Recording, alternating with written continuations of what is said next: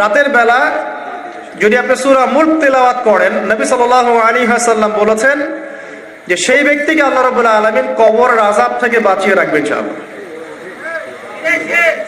আমরা কি কবরের আযাব থেকে বাঁচতে চাই না? আল্লাহ পাক আমাদের সবাইকে সূরা মুলক হিফজ করার তৌফিক দান করুন এবং রাতের বেলা পড়ার তৌফিক দান করুন। ঘুমানোর আগে আপনি প্রথমত পড়বেন আয়াতুল কুরসি। আয়াতুল কুরসি কোনটা? আল্লাহু লা ইলাহা ইল্লা হুয়াল হাইয়ুল কাইয়্যুম লা তা'খুযুহু সিনাতুন ওয়া লা নাওম, এখান থেকে লাহু মা ফিস সামাওয়াতি ওয়া মা ফিল আরদি মান যাল্লাযী ইয়াশফা'ু ইনদাহু ইল্লা বিইذনিহি ইয়া'লামু মা বাইনা আইদিহিম ওয়া মা খালফাহুম ওয়া লা ইউহিতুনা বিশাইইন মিন ইলমিহি ইল্লা বিমা শা'a ওয়াসি'a কুরসিয়ুহুস সামাওয়াতি ওয়াল আরদ ওয়া লা ইয়াউদুহু হিফযুহুমা ওয়া হুয়াল আলিয়্যুল আযীম। সূরা বাকারার আয়াত নাম্বার 255। সূরা বাকারার আয়াত নাম্বার 255 হচ্ছে আয়াতুল কুরসি। ঘুমানোর আগে আয়াতুল কুরসি পড়বেন বিছানায় গিয়ে। তারপরে সূরা বাকারার শেষের 3টা আয়াত পড়বেন। সূরা বাকারার শেষের 3টা আয়াত, লিল্লাহি মা ফিস সামাওয়াতি ওয়া মা ফিল আরদ, এখান থেকে শুরু করে ফানসুরনা আলাল কওমিল কাফিরিন পর্যন্ত এই শেষের 3টা আয়াত অবশ্যই পড়বেন। ঘুমানোর আগে যে ব্যক্তি আয়াতুল কুরসি পড়বে, আল্লাহর পক্ষ থেকে একজন ফেরেশতা তার কাছে থাকবে সারা রাত। এই ফেরেশতা ওই ব্যক্তিকে পাহারা দেবে ইনশাআল্লাহ। কোনো বিপদ আপদ তাকে স্পর্শ করবে না ইনশাআল্লাহ। রাতের বেলা অনেক বিপদ হতে পারে, চুরি হতে পারে, ডাকাতি হতে পারে, তারপরে আপনার দুষ্ট জিন শয়তান উৎপাত করতে পারে, এছাড়া আপনার জাদুবিদ্যার কাজ হয় রাত্রেবেলা, মানুষ এগুলো করতে পারে, কুফরি কালাম করতে পারে, ক্ষতিকর প্রাণী আপনাকে কামড় দিতে পারে, অনেক কিছু হতে পারে। আপনি তো ঘুমের মধ্যে আছেন, আপনি জানেন না কি হচ্ছে। অতএব আয়াতুল কুরসি পড়বেন, ইনশাআল্লাহ আল্লাহ পাক আপনাকে হেফাজত করবে ইনশাআল্লাহ। আর সূরা বাকারার শেষের 3টা আয়াত কেন পড়বেন? কারণ নবী সাল্লাল্লাহু আলাইহি ওয়াসাল্লাম বলেছেন, রাতের বেলা সূরা বাকারার 3টা আয়াত যে ব্যক্তি পড়বে, সারা রাত যদি আপনি নফল নামাজ পড়তেন যে নেকি হতো, এই 3 আয়াত পড়ার মাধ্যমে সেই নেকি হয়ে যাবে ইনশাআল্লাহ। ঠিক আছে? সারা রাত ধরে নফল নামাজ পড়া কি কষ্টকর না? এটা সবচেয়ে সহজ হচ্ছে আপনার সূরা বাকারার শেষের 3টা আয়াত পড়বেন, ঘুমিয়ে যাবেন ইনশাআল্লাহ। সারা রাতের নেকি আপনার আমলনামায় লেখা হবে। এগুলো শুধু বললেই হবে না আর শুনলেই হবে না, আমল করতে হবে। কবে থেকে? ইনশাআল্লাহ আজকে থেকে। আল্লাহ পাক সবাইকে আমল করার তৌফিক দান করুন, আমিন। এরপর কি করবেন? এরপর 3 কুল পড়বেন। কয় কুল? 3 কুল। কোনটাকে 3 কুল বলে?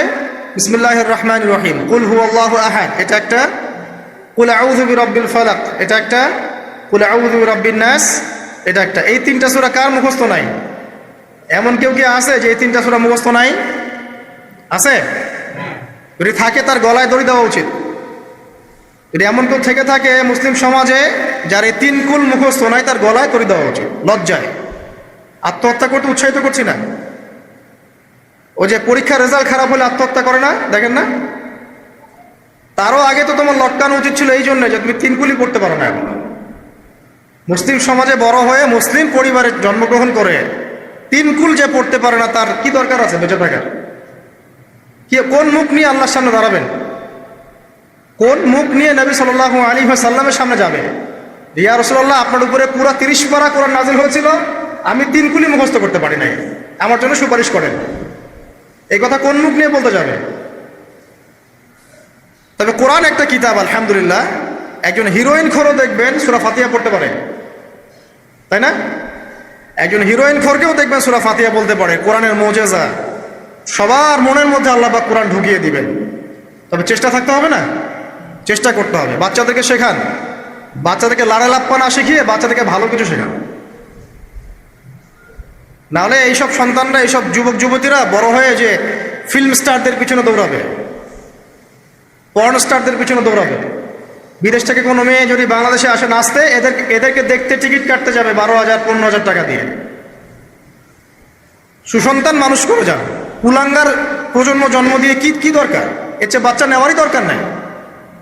যদি বাচ্চা কাচ্চা এভাবেই মানুষ করবেন তাহলে নেওয়ারই দরকার নাই ভাই। বন্ধা থাকেন, বিয়েই করার দরকার নাই আপনার। বাচ্চা তো মানুষ করতে পারছেন না। আল্লাহ পাক আমাদেরকে বোঝার তৌফিক দেন। 3 কুল পড়ে ঘুমাবেন। 3 কুলের মধ্যে একটা সূরা ইখলাস, একটা সূরা ফালাক, একটা সূরা নাস। কি হবে এটা পড়লে? নবী সাল্লাল্লাহু আলাইহি ওয়াসাল্লাম বলছেন, দৃশ্য বা অদৃশ্য, মানে যা দেখা যায় যা দেখা যায় না, এই দৃশ্য অদৃশ্যের জগতের কোনো ক্ষতি তাকে স্পর্শ করবে না। প্রোটেকশন, আল্লাহর পক্ষ থেকে প্রোটেকশন। আর এটা যখন রাতে পড়বেন তখন এভাবে পড়বেন, একবার সূরা ইখলাস কুল হুয়াল্লাহু আহাদ, তারপর সূরা ফালাক কুল আউযু বিরাব্বিল ফালাক, তারপর সূরা নাস কুল আউযু বিরাব্বিন নাস করে দুই হাত একত্রিত করে ফু দিবেন, দিয়ে মাথা থেকে নিয়ে এভাবে পুরো মাথা থেকে নিয়ে পুরো বডি এভাবে মাসাহ করবেন এভাবে, ঠিক আছে? এটা 3 বার করবেন, একবার না, একবার করবেন আরেকবার 3 বার। এরপরে পড়বেন সূরা কাফিরুন। কোন সূরা? কুল ইয়া আইয়ুহাল কাফিরুন লা আ'বুদু মা তা'বুদুন, এই সূরাটা পড়বেন লাকুম দীনুকুম ওয়ালিয়া দীন পর্যন্ত। কি হবে? আল্লাহর রাসূল সাল্লাল্লাহু আলাইহি ওয়াসাল্লাম বলছেন যে রাতের বেলা ঘুমানোর আগে কেউ যদি সূরা কাফিরুন তেলাওয়াত করে ঘুমিয়ে যায়, আল্লাহ পাক ওই ব্যক্তিকে শিরকের পাপ থেকে মুক্ত রাখবে ইনশাআল্লাহ। আমি অনেক লেকচারে বলেছি, আবার বলছি যে যত মানুষ জাহান্নামে যাবে, হাজারে যে 999 জন মানুষই জাহান্নামে যাবে, তাদের আমল নামার মূল পাপটা হচ্ছে শিরক। কথা বুঝতে পারছেন? এই যে হাজারে যে পুরো 99% মানুষ জাহান্নামে যাচ্ছে, এটা তো হাদিস। তার মধ্যে যারা জাহান্নামে যাবে তাদের আমল নামায় সবচেয়ে কমন যে পাপটা থাকবে সেটা হলো কি? শিরকের পাপ। কারণ শিরক ছাড়া আল্লাহ পাক যে কোনো পাপ তওবা করলেই যাকে ইচ্ছা মাফ করে দিতে পারে। শিরকরত অবস্থায় কোনো মানুষ যদি মারা যায় তাহলে সে ব্যক্তি জাহান্নামে যাবে, এটাই চূড়ান্ত। ইল্লা মাশাআল্লাহ। তো সূরা কাফিরুন যদি আপনি তেলাওয়াত করেন, আল্লাহ পাক আপনাকে শিরক থেকে বাঁচাবেন। শিরক সম্পর্কে বিস্তারিত জানার জন্য আপনি পড়েন কিতাবুত তাওহীদ। কোন বই? কিতাবুত তাওহীদ। এই বইটাকে পড়েন, দেখবেন এখানে শিরকের সমস্ত বিষয়গুলো লেখা আছে। কোন কোন কাজ করলে শিরক হয়, কোন কোন কথা বললে শিরক হয়, কি চিন্তা করলে শিরক হয়। মনে রাখেন, এই যুগে সবচেয়ে বেশি যে পাপে মানুষ ডুবে আছে এটা হলো শিরকের পাপ। শুধু শিরক নিয়ে আমি আলাদা লেকচার দিব ইনশাআল্লাহ, কারণ এখন শিরকের আলোচনা শুরু করলে আর প্রোডাক্টিভ মুসলিম আলোচনা করতে পারবো। এটা এত ডিটেলস একটা সাবজেক্ট। মনে রাখবেন, শিরক চিন্তায় হয়, কথায় হয় এবং কাজে হয়। এই 3 শ্রেণীর শিরকের বিস্তারিত বিবরণ দেওয়া আছে কিতাবুত তাওহীদ নামের একটা বই, বাজারে কিনতে পাওয়া যায়, পড়ে দেখবেন। আর কি? রাতের বেলা শোয়ার আগে পড়বেন 33 বার সুবহানাল্লাহ, 33 বার আলহামদুলিল্লাহ এবং 34 বার আল্লাহু আকবার। আল্লাহর পক্ষ থেকে আপনার শরীরে শক্তি আসবে। এটা যারা নিয়মিত আমল করে, আল্লাহর পক্ষ থেকে তাদের শরীরে শক্তি আসে। হ্যাঁ, কারণ এইটা রাসূল সাল্লাল্লাহু আলাইহি ওয়াসাল্লাম কাকে শিখিয়ে দিয়েছেন? তার মেয়ে ফাতিমা রাদিয়াল্লাহু আনহাকে। ফাতিমা রাদিয়াল্লাহু আনহা এবং আলী রাদিয়াল্লাহু আনহু, তারা দুজন গিয়েছেন আল্লাহ রাসূলের দরবারে, গিয়ে বলেছেন আমাদেরকে একজন দাসী বা দাস দিন। বাসার অনেক কাজ আমরা করতে পারি না, লাগে না কাজের মানুষ। নবী সাল্লাল্লাহু আলাইহি ওয়াসাল্লাম বলছেন যে আমি কি তোমাদেরকে এমন কিছু শিখিয়ে দিব যেটা তোমাদের এই দাসের অভাব পূরণ করে দিবে, প্রয়োজন হবে না? অবশ্যই শিখিয়ে দিন। তখন নবীজি শিখালেন সাল্লাল্লাহু আলাইহি ওয়াসাল্লাম যে ঘুমানোর আগে 33 বার সুবহানাল্লাহ পড়বে, 33 বার আলহামদুলিল্লাহ এবং 34 বার আল্লাহু আকবার। তোমাদের দাসের প্রয়োজন হবে না ইনশাআল্লাহ।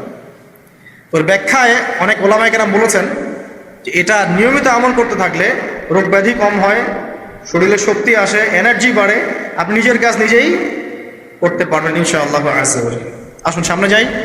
এরকম ঘুমানোর আরো বেশ কিছু আমল আছে, আমি অল্প কয়েকটা বললাম, এগুলোই করা শুরু করেন, আল্লাহ তৌফিক দান করুন। আর যদি পারেন ওযু করে ঘুমাতে পারলে আরো বেশি ভালো হয়। এবার আপনি ঘুমাচ্ছেন ডান কাত হয়ে, কি পড়বেন এই সময়? আল্লাহুম্মা বিসমিকা আমুতু ওয়া আহইয়া। আলহামদুলিল্লাহ, দোয়া সবার মুখস্থ আছে। এবার ঘুমান। এই যে ঘুমাচ্ছেন আপনি 3 ঘন্টা বা 4.5 ঘন্টা বা 6 ঘন্টা, আপনার এই পুরো ঘুমটা হবে ইবাদত ইনশাআল্লাহ। এবং পবিত্র অবস্থায় ঘুমানোর অভ্যাস করতে থাকলে আল্লাহর পক্ষ থেকে আপনি সত্য স্বপ্ন দেখতে পারেন। এখনকার সায়েন্স এগুলা বিশ্বাস করে না, আর এই সায়েন্সকে নিয়ে আমার কোনো মাথা ব্যথাও নাই। কারণ এই আজকে একটা কথা বলে কালকে একটা কথা বলে, ঠিক আছে? তো আল্লাহর পক্ষ থেকে আপনি সত্য স্বপ্ন দেখতে পারেন। ইউসুফ আলাইহিস সালাম জেলখানায় বন্দী, সূরা ইউসুফ পড়ে দেখেন। তখন কয়েদিদের মধ্যে 2 জন স্বপ্ন দেখেছে। একজন স্বপ্ন দেখছে তার মাথার উপরে রুটি, উপর থেকে পাখি এটা ঠোকরে কি করছে, খেয়ে নিয়ে চলে যাচ্ছে। আরেকজন স্বপ্ন দেখেছে যে সে শরাব পান করাচ্ছে একজনকে, আছে না সূরা ইউসুফে? তো ইউসুফ আলাইহিস সালাম বললেন যে যার মাথা থেকে পাখি ঠোকরায় খেয়ে নিচ্ছে খাবার, তাকে শুলদণ্ড দেওয়া হবে। আর যে শরাব পান করাচ্ছে সে অতি শীঘ্রই মুক্ত হয়ে যাবে, জেল থেকে ছাড়া পেয়ে যাবে। কয়দিন পর তাই হলো। এই যে স্বপ্ন যারা দেখেছে এরা কি মুসলিম? এই স্বপ্ন যারা দেখেছে এরা কিন্তু মুসলিম না। ইউসুফ আলাইহিস সালাম মুসলিম, তিনি আল্লাহর নবী, তিনি স্বপ্নের ব্যাখ্যা করছেন, কিন্তু এখানে একজন অমুসলিমের স্বপ্ন সত্য হয়েছে। একজন অমুসলিমকে আল্লাহ পাক স্বপ্ন দেখাতে পারেন, দলিল আছে কোরআনে। সত্য স্বপ্ন বলে একটা বিষয় আছে, যেটার জন্য অবশ্যই আল্লাহর পক্ষ থেকে নূর দরকার, স্বচ্ছ একটা মন দরকার, কলবুন সালিম দরকার, বেশি বেশি আমল দরকার, হ্যাঁ, আধ্যাত্মিকত্ব দরকার, আল্লাহর মারিফত দরকার, তারপরে ইনশাল্লাহ সত্য স্বপ্নের প্রশ্ন আসবে। সারাদিন টিভি দেখে, গান শুনে, সিরিয়াল দেখে, গালিগালাজ করে, গীবত তহমত করে, খোঁচাখুচি করে, চুলাচুলি করে, এদের সাথে সত্য স্বপ্নের কি সম্পর্ক? এদেরকে তো শয়তান স্বপ্ন দেখাবে। কথা বুঝতে পারছেন না? ফজরের নামাজের পরে নবী সাল্লাল্লাহু আলাইহি ওয়াসাল্লাম বসে থাকতেন, সাহাবীরা তাকে বলতেন কে কোন স্বপ্ন দেখেছেন, তিনি বলতেন, এবং তিনি স্বপ্নের ব্যাখ্যা ইন্টারপ্রিটেশন করতেন যে এটা এমন, এটা এমন। এমনকি এই যে আপনার উহুদের যুদ্ধের আগের রাতে অনেক সাহাবী স্বপ্ন দেখেছেন, এবং পরের দিন দেখবেন উহুদের দিনে অনেক সাহাবী শহীদ হয়েছে। তো যাই হোক, ওইদিকে আমি যাচ্ছি না। তো এই যে ঘুমটা আপনি ঘুমাচ্ছেন, ইনশাআল্লাহ আপনার ঘুমটা কি হচ্ছে? ইবাদত হচ্ছে না? আলহামদুলিল্লাহ। আলেম যারা, তাদের ঘুমও ইবাদত।